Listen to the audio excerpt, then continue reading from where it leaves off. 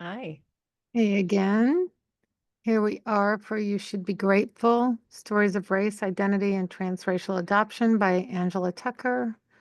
We are on chapter 12. I'm still looking for my baby. Just that Mm, title alone wrenches your heart, doesn't it?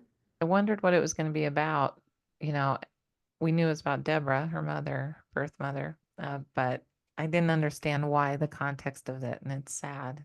It, this Mm-hmm. this really this was a heavy one because she's been a year. She's had to deal with rejection from Deborah when she first showed up, and then she had put her phone number into her phone, and she gets a call from her one And day. then Just she doesn't, and then Deborah admits like she didn't know which baby ah, that Angela was, right? And then right. Angela was like, well, the adoption agency sent you letters and pictures from my parents every year, and Deborah never got them.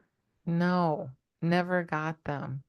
And okay, so she did show up at her house with that entourage and knocked on the door. It must have Mm-hmm. been like, okay, whoa for her. And Sandy, And right? Sandy, So, who she said, your father said he couldn't have a baby. Remember, right. he thought he was sterile. Yeah. So she didn't put all that together. And anyway, she kind of went into this thing like Angela was like very excited to talk to her and kind of share who she was, but then she just listened because it was really, I don't know how to explain it, but trauma. It was like her trauma. She just needed to talk and talk and talk. And she was just very straightforward and just kind of talked. It was like a monologue almost, right? And Angela recorded the Yeah. phone call because she was like, didn't know that she'd want to listen and re-listen in case they never talked again. And Yeah. it was, you know, Yeah. She did say this. I like that. She said, I've been tortured by all this. I didn't tell no one about you or the other one, which makes me mm, just see how she says that. No one but me knows how hard this has been. She cleared her throat, possibly holding back tears. I swallowed hard as well. And then there you are, showing up, seeing me in this condition, and you looking like you had a perfect life. Nah, I ain't got no right to interfere with that. That's why I had to send you away. And just, so sad. she just feels so not good about herself. And And for anybody who still doubts or thinks that, it's an easy thing to do, for these birth mothers to give up their babies. Like, just no matter the circumstances. I no, mean, sure, maybe there's a teeny, tiny, tiny percentage of people that are disconnected that, don't yeah, care. I mean, that is so negligible, that amount of people. Like every story, anecdotally, that we've heard right. is the pain of this. The pain she was living in her car Mm-hmm. and had to give these babies, then got herself like a little shack, she said, and hold herself up and had to hide from the world from it. And people are like, oh, well, young people and she's poor and this, that. No, it's like this messed her up. I mean, big time. And Yeah. I just mean, I the, don't know how it wouldn't, right? no, no, no, no. Um, yeah. Gosh. Yeah, this is the part where she said, this was the part that's called this. So she said, over the years, I've wondered where you were and what you were doing, Deborah muttered. My heart skipped a beat. There were words I've longed to hear for 26 years, but just as quickly as that dream was realized, it vanished with her next sentence. At the same time, I don't believe you're the baby I had. My stomach dropped. I'm still looking for my baby, she concluded, and the fragile joy I felt began to crumble. Mm. Well, And, Angela said something here that I looked at and made me think of myself, right? mm-hmm, Because she said she reminded herself that Deborah was stuck in the moment of her trauma immediately after birth. She'd mm, never gotten past it. She completely disassociated from my birth. And since she didn't have any therapeutic support to make sense of her adoption, the fact that she'd grown up into an adult was incomprehensible to her. When trauma isn't fully integrated, it can mm-hmm. stunt your emotional development. Yeah, That really made me reflect on how, like, I don't remember most of my childhood at all. From that's huge. Yeah, I remember moments, but I really don't have a linear memory of my life.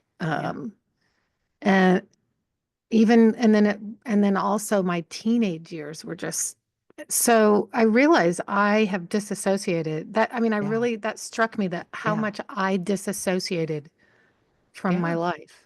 I thought And about I you used to actually. I call have that it circled. postmodern, but no, it's not. It's disassociation. It is disassociation. She said it stunts your emotional growth, and she knows this. She was a psychology major, so she's having to like absorb that. But how many adoptees must feel like this? And Mm-hmm. birth mothers. That's why so many birth mothers. It reminded me of A.M. Holmes's mother, who was stuck in that kind Yes. of trying to do this weird. Childlike kind of, Yes, you she know. was stuck in it, and Mm-hmm. I don't know that I never realized this about trauma to this level. I didn't either. And Even, Angela's, no matter yeah, how many years of therapy, it's no, never really no, hit me like that.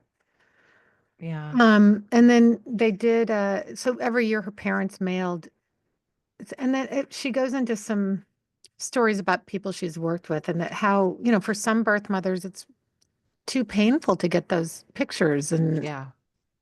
I was trying to think how would I want that? Or would I just No, want to, I mean, it's so they're painful. it's the sword and the knife. Like they're Mm-hmm. both painful. One way you have no idea how they're doing, could be awful. The other way you have to look at what you can't have Mm-hmm. and what you can't be close to and who you can't love. Like I don't know. I have no idea how I'd be with any of this. I just That's why it's And then important to read about different people's experiences because have empathy, you know? have empathy. Mhm.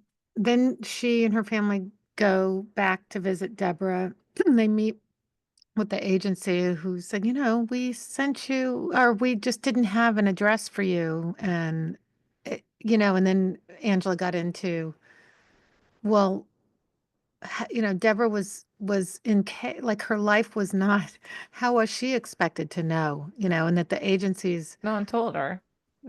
no one Yeah. told her and to update her address, and the agencies don't get funded to help birth mothers. They're No. funded to help adopted parents. And, so it And they were just, literally like a stone's throw from where she was right. living. And I she mean, never knew. she never knew all these letters coming in. The one thing I will say about this agency, even Angela, because she has worked in agencies, so she does know the mix and match of what goes on. They were decent because they held on to it and they met with her there and they were decent to her. Like They weren't she lost in a flood or a fire. a flood or fire. She mentioned the floods and fires, and I'm She like, did. no, they did a decent job of holding on to that, and not to Remember give the them first time we credit. ever heard about that was through Linda slash Linda, Emma yeah, on our podcast, yeah, yeah, gosh. and she did say they're kept terribly. Here's this. You were talking about the trauma. I want to go back to that because it's big. People who have unresolved trauma may regress and rely on behaviors like rocking, pacing, sucking their Mm-hmm. thumb, coping mechanisms, comfort toys, ambiguous loss, like all this stuff. It goes on more about that because I do think it's big what you highlighted about the trauma. I used to rock for years, Mm-hmm. years and years. Like, I still kind of rock if I'm nervous or, I had a weird little thing because I needed to hide it because I mean, I wasn't able to, I didn't feel free. If you got sick, you're not sick, or fall oh, down and right. cut, you're like, get up, it's fine. Yeah. So if I had to cope, I would type on my Oh, legs, on your like, leg. and I'm talking after I learned how to type when I was a teenager. I Yeah. still had to hide my typing, and I did the Yeah. QWERTY typewriter Yeah. on my legs, Huh. and yeah. Yeah. I do a rocking thing. I think I even do it now if I'm a little bit like, I do because Bill will be like, you're moving a lot. Like, I think it was big that point you highlighted because she brought it up in another part of it. And I just wanted to call that out because it was important. It's important that people know this. And I wanted Um, to give she had a quote in here that I think is important, that Audre Lorde, the poet who wrote, I am not free while any woman is unfree, even when her mhm. shackles are very different from my own. That is so important for this day and age as well. Mm-hmm. That is that is Yes. we should make that a post because that is Yes. excellent. Um, Yes. this sad thing. So Deborah is in the office with all these people and opening all these letters, and everyone's staring at her. And See pictures from Angela's pictures. whole Oh my life. And God. And you're also in the place that you had your trauma. So you're, mm-hmm, it's kind of bold of her. I mean, to be honest, she went from like a year prior being like, get off my porch to this. I was thinking, wow, she's bold. I mean, honestly, I mm-hmm. don't know that I'd have the strength to do that. And she said at the, and sweet Angela said, how are you feeling? Are you okay? Because she's looking at her face like maybe not. And she said, I'm overwhelmed by everything. Deborah said, I've never had no one treat me the way Angela and her family have. They don't really got a reason to love me after what I've done. Hello. They've I said thank you to know. me more times in the past than I've heard in my lifetime. It's like they adopted me too. I finally have a family now. I know. I was like, That was God, so touching. Angela's mother and her partner, they're neat people because Yeah. they're really loving people too. They've really, Yeah. Very just strong, open-minded, yeah, a great family. great A family. And great Angela's doing family. such good work because she has these, but it must have been Mm-hmm. so painful for her to watch. I mean, just all of it. I think about it. I know. We're coming close to the end of this and We our are coming finale close with to the her. end of this. Oh my gosh, Yeah. very close to the end. So, next week, chapter 13, the M word is where we Mm. will be. Um, oh, and now we have a great guest, Oh, Mike. Yeah, yeah, yeah. y'all are gonna like his story Yeah. He's good. and his Okay. vibe. So, okay, see you in a minute. See you in a minute.